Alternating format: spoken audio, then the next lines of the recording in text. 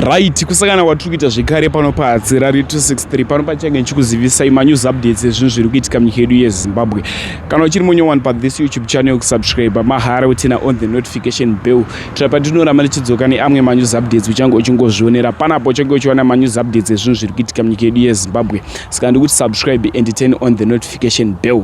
Vadikani update yandinayo update iyo ya Bybit. Uyo mukadzi uyo titoti mukadzi vanhu vanga vachiti musikana akabuda iye achirikita umwe wake vachibva kuchikoro. Pakazobuda proof yekuti munhu wairwa naye yange iri hama yake. So nyaya yaitika yese hapana aiziva kuti Bybit ainge akasiya murume wake kumusha. Ine mudiro wazviri kuita zviri kunzi anemurume nemwana iye ane 3 years. Asi Bybit aitaura nevanhu mastreets esocial media ainge akati ari kudzokera kuchikoro ndakagumisira form 2 handisati ndaroorwa handina murume ateerwa kuzotorwa nemurume wake muHarare vichinzi dzokai mai mwana kumba tichengete mhuri, dzokai mai mwana. So vanhu mastreets esocial media varitaura vachiti ndaadzokera ke kumusha ari kuda chilife chaairarama, hasi kuda kurarama life yakanaka. Enda vamwe vari kuti hanzi dai murume uyu asingasina kukurisa taigona kutseketudza nepese patinogona napo kuti tichachengetedza Bybit but zvakunetsa. Dai kusiye mchiona video remunhu akabatsira Bybit neremurume wacho achitaura. Much love. Paakapedza chikoro ngati paakapedza chikoro Bybit paanga ari form 2 apedza form 2 yake akashayirwa mari yechikoro.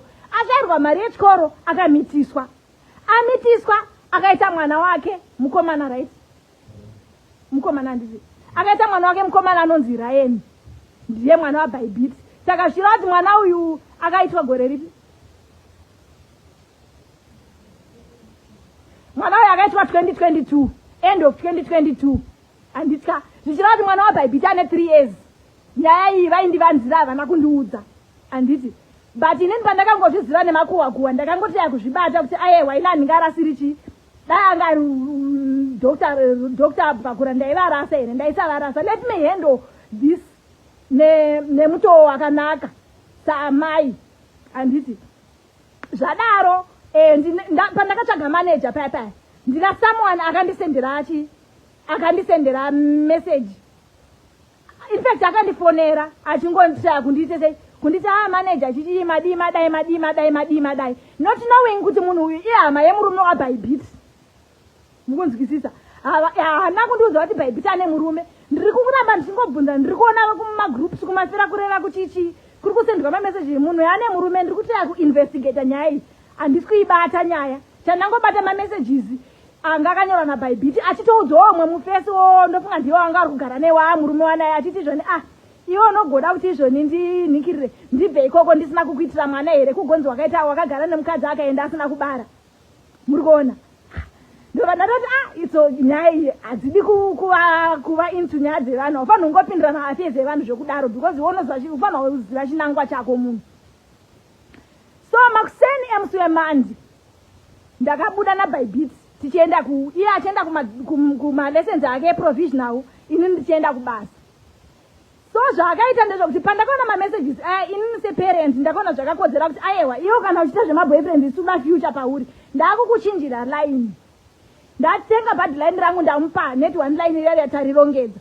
But musi wemandi ndakabva ndangomuti nhaiwe ndokumurongo nozati anonzi Trimon Ndiani, you are now grown up anditi uri musikana and ndinokutendera neage yako kuita mukomana. Be open to me, I'm like your sister, I'm like your mother.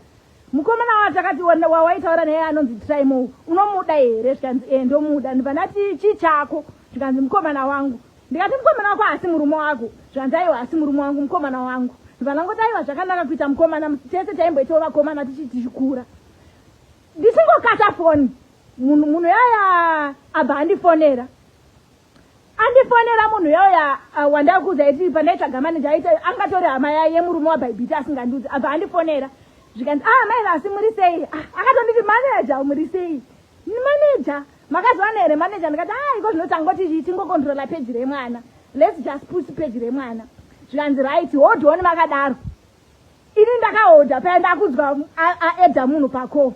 Zvikanzi mairi asi makadini munhu uyauya? Ndikati ndinofara makadiko nemusaro kuti maclients auya akaroda kutsvaga basa nemasikana.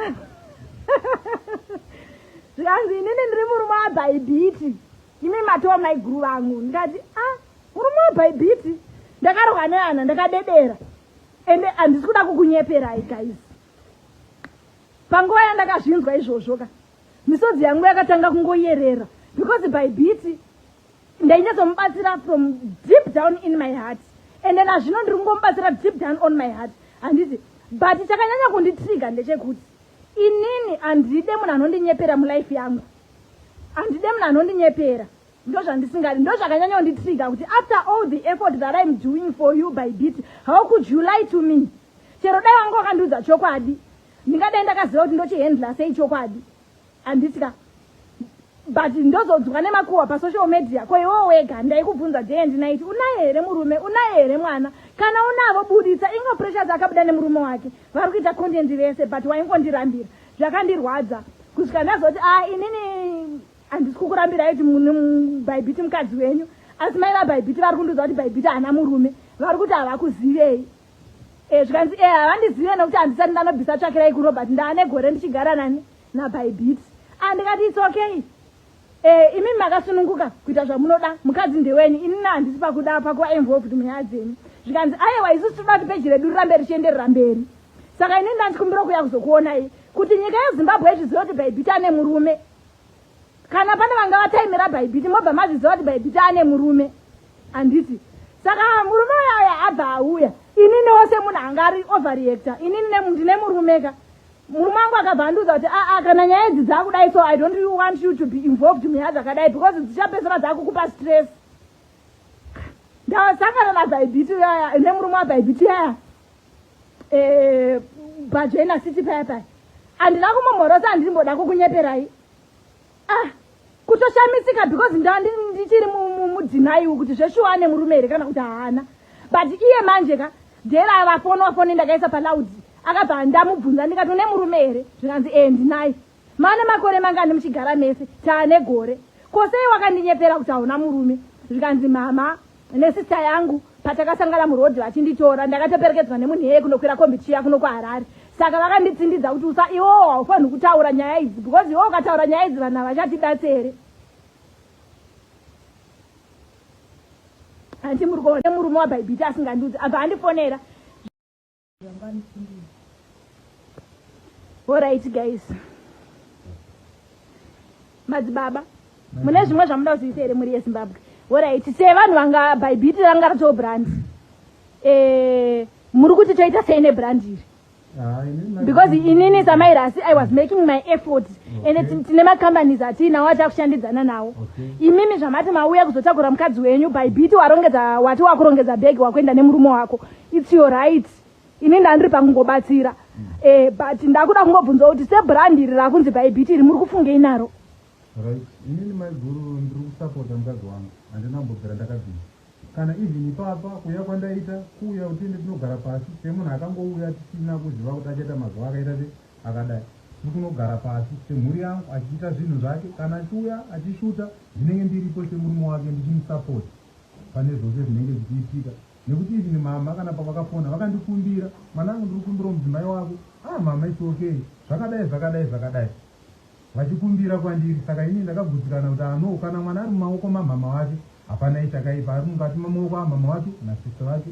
Saka kusvikana zvino ini ndateera mudzimai wangu naambuya vangu, tinotaura pafoni zvese vachindiudza mukadzi wako ada kudzoka kumba, shuwa achindifonera, baima ndoda kuuya kumba, imi muri kuti kudii nenyaya iyoyo.